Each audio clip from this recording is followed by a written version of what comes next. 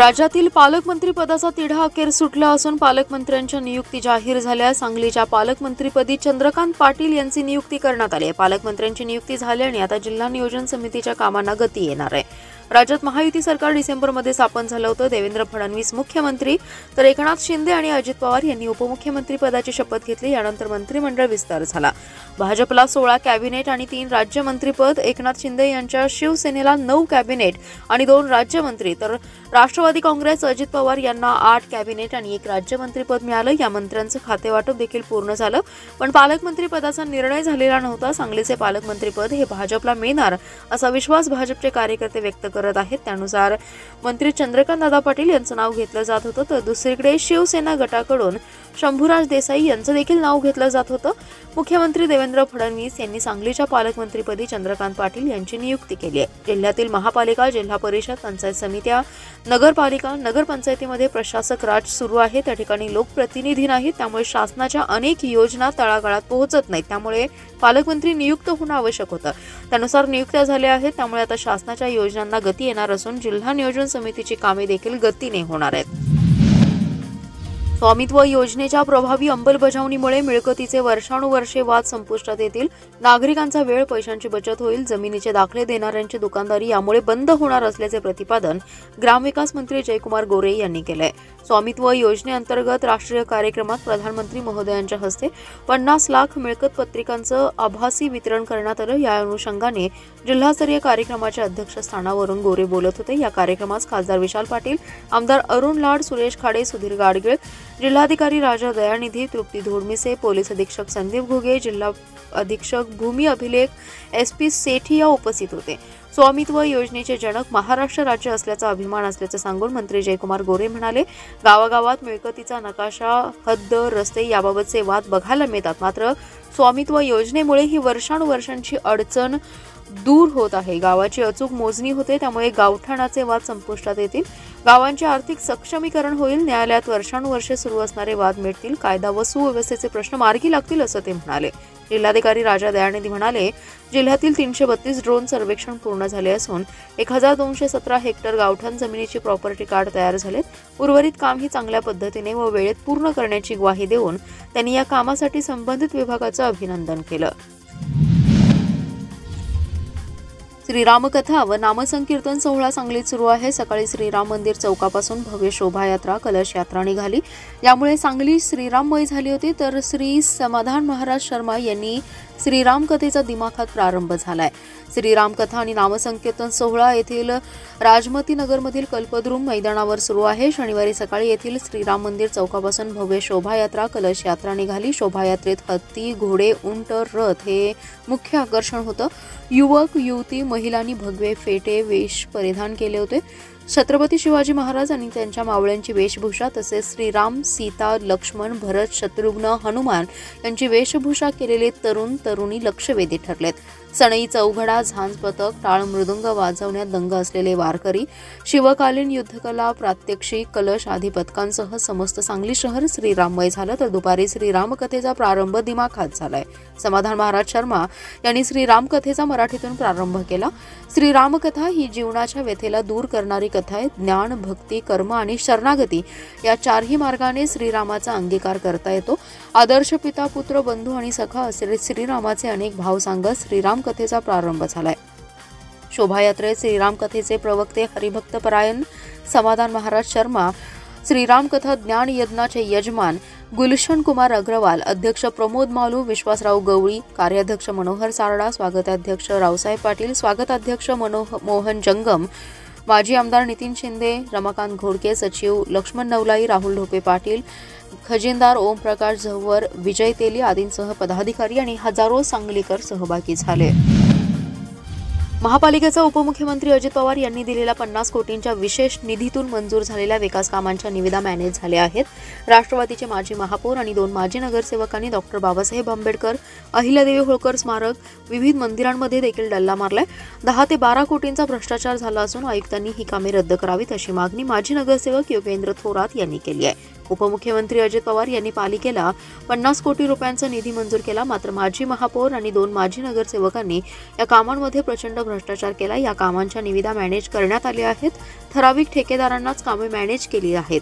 सांगलीतील डॉक्टर बाबासाहेब आंबेडकर यांचा पुतळा, अहिल्यादेवी होळकर स्मारक, शाळा, साई मंदिर, विठ्ठल मंदिर, हनुमान मंदिर, महावीर उद्यान, बौद्ध विहार, बाळूमामा मंदिर, भोई समाज, पक्षी संग्रहालय, कब्रस्थान, बौद्ध विहार आदी कामे मॅनेज केली आहेत। हॉटमिक्सची कामांसाठी महापालिकेच्या पहिल्या 3 निविदांना हॉटमिक्सच्या कामात अंतराच्या दाखल्याची अट टाकण्यात आली नाही। काही ठेकेदारांनी निविदा भरल्यानंतर त्यांना दबाव तंत्राचा वापर करत निविदा मागे घ्यायला लावून निविदा मॅनेज करण्यात आल्या आहेत, तर काही ठिकाणी कामे झाली असताना पुन्हा ती कामे एका माजी नगरसेवकाच्या प्रभागात करण्यात आली आहेत। यामध्ये शासनाचं आर्थिक नुकसान होते। आयुक्तांनी या निविदा तातडीने रद्द कराव्यात आणि फेर निविदा काढाव्यात। या प्रकरणी दोषी अधिकाऱ्यांना बडतर्फ करावं व सदरची कामे सुचवणाऱ्या माजी पदाधिकाऱ्यांवरही योग्य ती कारवाई करावी, अन्यथा डॉक्टर बाबासाहेब आंबेडकर पुतळ्यासमोर आंदोलन करण्याचा इशारा योगेंद्र थोरात यांनी दिलाय। मिशन अयोध्या चित्रपटाच्या स्टार कास्टने दैनिक जनप्रवास कार्यालयात सदिच्छा भेट दिली आहे।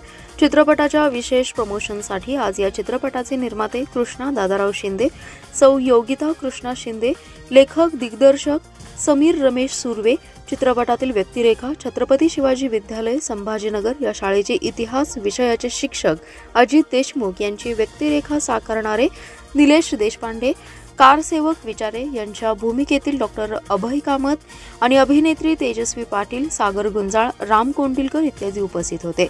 यावेळी प्रमुख कलाकार निलेश देशपांडे यांचा सत्कार दैनिक जनप्रवासच्या व्यवस्थापिका अश्विनी खाडे यांनी केलाय। अयोध्येतील श्रीराम मंदिराच्या ऐतिहासिक निर्मितीनंतर भारतातील रुपेरी पडद्यावर प्रभू श्रीरामांची महिमा उलगडणारा पहिला चित्रपट लवकरच प्रेक्षकांच्या भेटीला येतोय।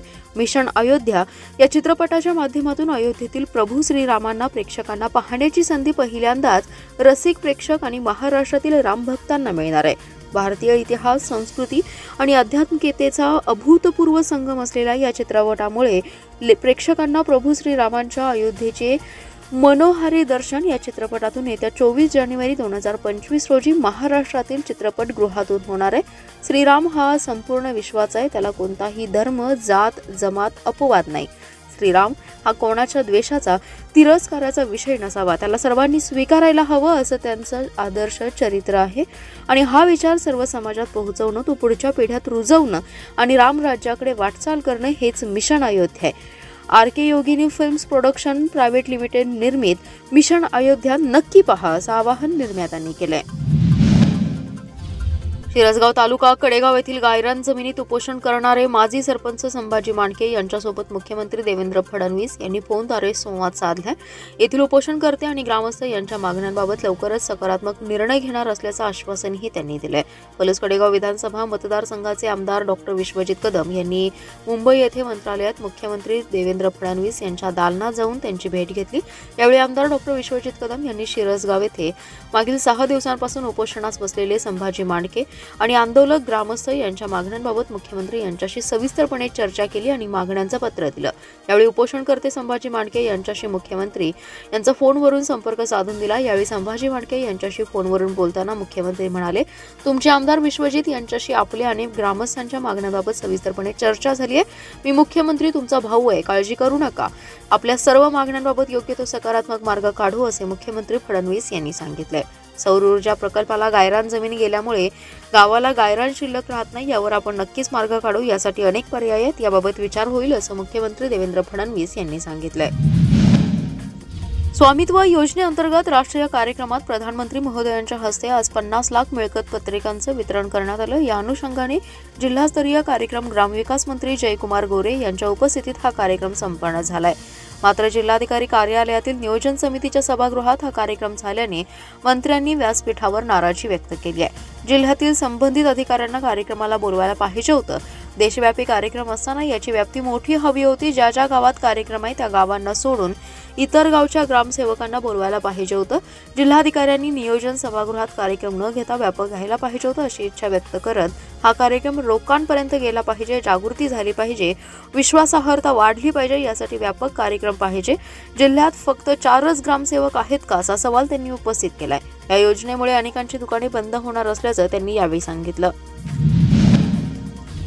अयोध्येतील श्रीराम मंदिराच्या ऐतिहासिक निर्मितीनंतर भारतातील रुपेरी पडद्यावर प्रभू श्रीरामांची महिमा उलगडणारा पहिला चित्रपट लवकरच प्रेक्षकांच्या भेटीला येतोय. मिशन अयोध्या या चित्रपटाच्या माध्यमातून अयोध्येतील प्रभू श्रीरामांना प्रेक्षकांना पाहण्याची संधी पहिल्यांदाच रसिक प्रेक्षक आणि महाराष्ट्रातील रामभक्तांना मिळणार आहे.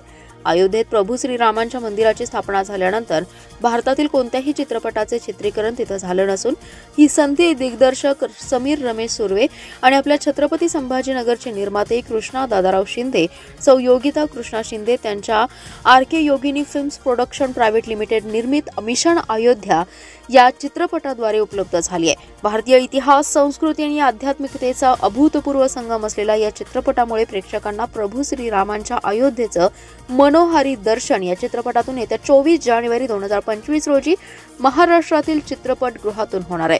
या चित्रपटाच्या विशेष प्रमोशनसाठी आज या चित्रपटाचे निर्माते कृष्णा दादाराव शिंदे, सौ योगिता कृष्णा शिंदे, लेखक दिग्दर्शक समीर रमेश सुर्वे, चित्रपटातील व्यक्तिरेखा छत्रपती शिवाजी विद्यालय संभाजीनगर या शाळेचे इतिहास विषयाचे शिक्षक अजित देशमुख सर यांची व्यक्तिरेखा साकारणारे निलेश देशपांडे, कारसेवक विचारे यांच्या भूमिकेतील डॉक्टर अभय कामत आणि अभिनेत्री तेजस्वी पाटील, सागर गुंजाळ, राम कोंडिलकर आदी जण उपस्थित होते.